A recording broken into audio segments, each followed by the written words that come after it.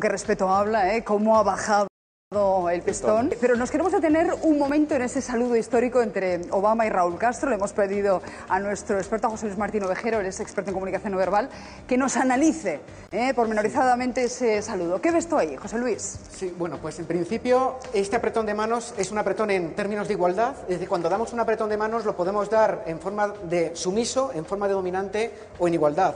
Todo depende de dónde coloquemos nuestra mano, si hacia abajo o hacia arriba. Y luego es muy importante, este gesto, cuando se han dado el apretón de manos y utiliza ahí la mano izquierda. Para decir, cogerle. Vamos a pararnos aquí, que se vea perfectamente la mano izquierda. Eso es lo que llamamos el efecto anclaje. Es decir, habitualmente nos paramos a ver la mano derecha, como apretamos la mano, que parece de forma intrascendente, pero la mano izquierda dice mucho. Y es que transmitimos con ello bastante empatía, cercanía, y sobre todo, pues intentamos ser mucho más persuasivos cuando con esa mano izquierda damos un pequeño toque en el brazo del otro. No tenemos que cogerle, no tenemos que apretar. Es un levísimo toque en el brazo del otro a la hora de dar la mano derecha y conseguimos una sintonía realmente magnífica. Yo lo he puesto en práctica, yo lo digo en primera persona, en tribunales y me ha sorprendido, ¿eh? ¿Y qué denota? ¿Hay ahí cierta superioridad o simplemente es amistad, anclaje, como tú decías? Es anclaje y además es un gesto que hace habitualmente Obama. Yo a Obama le llevo observando bastante tiempo, tiene una serie de gestos muy estudiados. Esto ni mucho menos es improvisado, evidentemente. Y utiliza mucho cuando saluda a jefes de Estado, siempre su brazo izquierdo. Le he visto con Rajoy, le he visto con otros jefes de Estado y siempre su brazo izquierdo hace un leve toque en el codo o en la parte superior del brazo y con eso ancla y digamos que en términos habituales te acercas, caes mejor en la otra persona. Pues es una buena definición de esta nueva etapa, de este momento histórico que estamos viviendo. José Luis, muchas gracias. Luego te volvemos a llamar para analizar. ¿Qué pasó, Susana?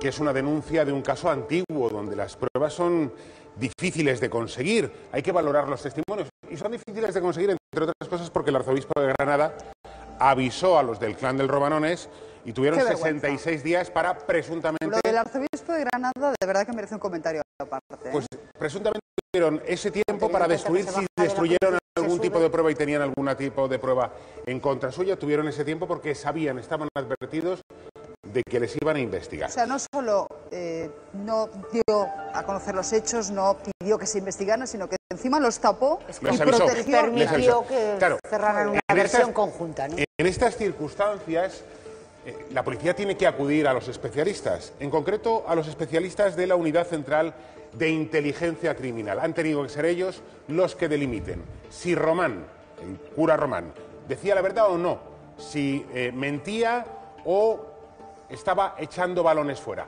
Han analizado su declaración y estas son sus conclusiones. ¿El denunciante le daba masajes? No me acuerdo. No me acuerdo o no me suena son respuestas que Román, el líder del clan de los Romanones, repite cuando se le pregunta por hechos concretos, hechos como estos, con una respuesta dubitativa y contradictoria. ¿Antes del 2007 se quedaba el denunciante a dormir? No, alguna vez. ¿Ha abusado usted de él? ¿Le ha visto desnudo? No.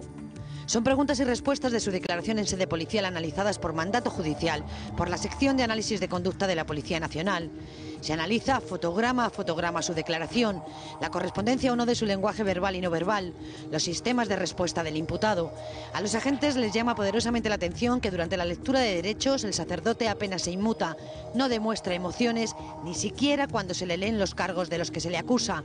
Un delito continuado de abusos sexuales a menores. El tono de voz casi inaudible cuando tiene que responder a preguntas que le comprometen. Rehúye la mirada de su interlocutor en todo momento. Presten atención a sus manos, como agarrotadas, y a ese juego de pulgares que denota su ansiedad. Se relaja, comienza a gesticular con normalidad. Son gestos que apoyan sus palabras.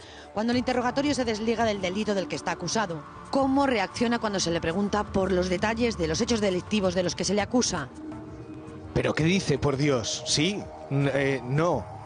Un sí irónico seguido de una rotunda negativa. Los agentes lo analizan todo, también sus sonrisas completamente distintas cuando es sincera, esta, y cuando no lo es, esta otra. Le traiciona el subconsciente y la ansiedad y el nerviosismo se reflejan en su ceño fruncido en distintos momentos de su declaración.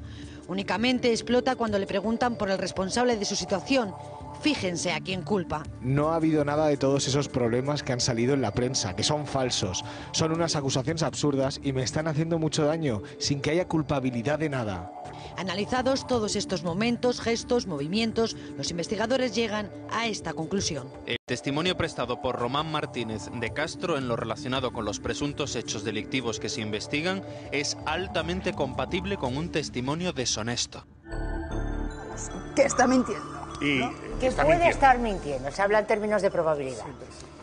Hemos traído a José Luis nuestro Martín experto Ovejero. José Luis Martín Ovejero para que nos vaya analizando la gestualidad. Tú has leído el informe. Primero, ¿qué te parece el informe? El informe me parece sensacional. La unidad de análisis de conducta de la Policía Nacional, la verdad es que es una unidad de élite y hace un informe detalle a detalle, clave a clave, que es dentro de las posibilidades, como hemos dicho, pero demoledor. Vamos viendo imágenes y nos las vas Perfecto. analizando. Eduardo, vamos a ir pinchando las imágenes que hemos seleccionado. Esta es la primera. Se ríe. ¿Qué te dice esto? Sí, lo primero que advierte la unidad de análisis de conducta, y efectivamente es así, es que cuando se le están imputando los cargos, lo normal es que ante una situación que se nos presenta tengamos una expresión facial lógica, consecuente con lo que nos está sucediendo. En este caso, ¿qué es lo que le llama la atención a la unidad? Que no hay ira, que no hay enfado. Cuando una persona que es acusada injustamente, inmediatamente te van a salir microexpresiones de enfado. No existen esas microexpresiones de Niega enfado. con la cabeza, ¿no? Se queda incluso en el inmóvil. caso. Se queda muy inmóvil. Demasiado. Durante la mayoría de la declaración se queda inmóvil. El inmovilizarte o los gestos manipuladores con sus manos, esos que se toca de vez en cuando, son indicadores de mentira. Vamos a seguir viendo imágenes, Eduardo, de la declaración que hemos ido destacando, porque aquí me gustaría, por ejemplo, que nos fijásemos, José Luis... En las manos. En las manos. ¿Por qué? En las manos. Este es el gesto manipulador que se ha visto en diferentes ocasiones durante la declaración, que en contraposición, cuando no habla, digamos, de los datos más comprometidos, de los hechos más comprometidos, en que gesticula con sus manos y en consecuencia resulta mucho más creíble, sin embargo, cuando una persona presuntamente miente, nos paralizamos. Y es porque nuestro cerebro funciona de manera distinta. Cuando mentimos, nuestro cerebro tiene que construir una historia. Y cuando construye una historia, lo que es la parte conductual se paraliza, porque está como, digamos, como un hoyo express, nuestra mente, en crear una historia falsa para convencer. ¿Qué ocurre?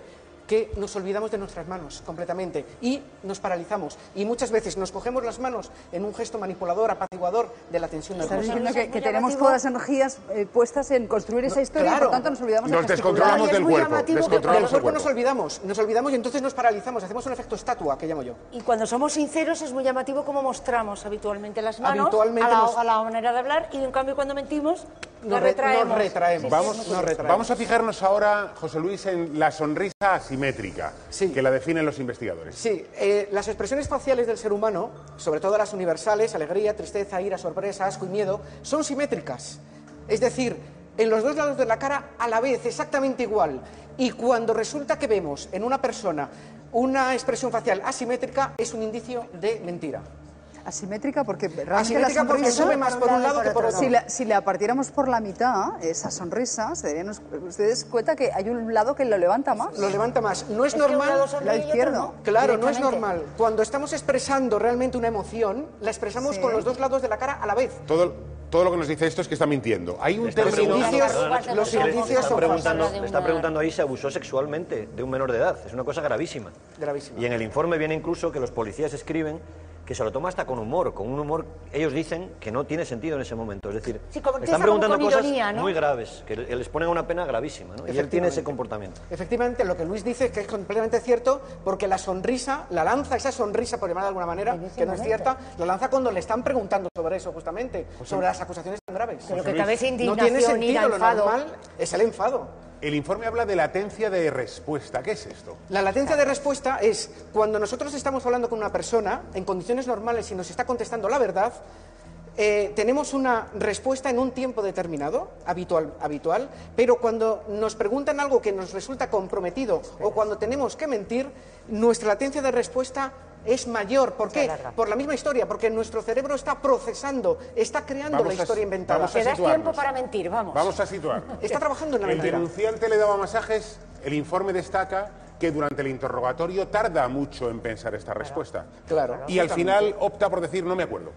Efectivamente. No me acuerdo. Está pensando, su cerebro en ese momento está diciendo, digamos, diciéndolo ¿Qué tiene? En términos vulgares, está su tema diciendo, ¿qué digo, por decirlo simplemente? Y hasta que ya llega la respuesta, pero cuando dices la verdad, no lo necesitas. Es decir, si nos preguntan a cualquiera de nosotros si le hemos dado masajes, la respuesta es automática e inmediata, decimos que no. Llega la respuesta porque le dice, no me acuerdo, y el policía le dice, haga el favor, es un tema muy importante, ¿cómo no se va a acordar usted si le están acusando de que los actos sexuales con un menor tenían lugar después de esos masajes? Y él dice, no me suena, y le tiene que hacer la tercera pregunta. ¿Por qué? Porque además el denunciante lo primero que habla es de esos masajes y se encuentra esa máquina, ese aparato de dar masajes, con lo cual él tiene que admitir que tiene una máquina, un aparato. Claro, por para eso dar la masajes. respuesta es no me acuerdo, no me suena, porque está valorando también cuánto sabéis vosotros. ¿A qué punto me podéis comprometer con el dato que ya tenéis? En cualquier Que es caso, un José Luis, clásico. habrá buenos mentirosos y malos mentirosos. Es decir, esta es la peor versión de un mentiroso porque es muy previsible que está mintiendo, ¿no? Hay gente que lo disimula un poquito más ante la policía. Puede intentarlo, Con entrenamiento se puede incluso conseguir. Pero al 100%, y que se le escape a la unidad de análisis de conducta, lo veo muy difícil. Hombre, yo ahora que lo dices, lo veo Cristina, muy difícil, ¿eh? estoy pensando en, bueno, en alguna de las personas que yo he entrevistado, no quiero ponerle tampoco profesión, que lo que hacen es utilizar morcillas, latiguillos, es decir, ganar tiempo hasta que te cuela lo que te quieren colar. Claro. Pero lo que no hacen es dejar un silencio, que eso es muy revelador. Román lo cuenta el informe, le hacen una pregunta y repite la pregunta. Es un clásico. Para ganar tiempo y idear la respuesta. Es un indicador típico de mentira. Es decir, que cuando te hacen una pregunta necesite tu cerebro tiempo para responder. ¿Cómo? Repitiendo. ¿Cómo? Guardando silencio. Hay varios, cualquier posibilidad. Yo, por ejemplo, estoy recordando el caso Bretón, que el padre de los niños, al contrario, era muy vehemente. Era muy vehemente y todo, pero ¿cómo me puede usted decir? Pero tal, y se ponía muy nervioso y tal. O muy hierático, porque a veces pero ten en cuenta que el cómo me puede usted decir, también estás ganando tiempo, ¿eh?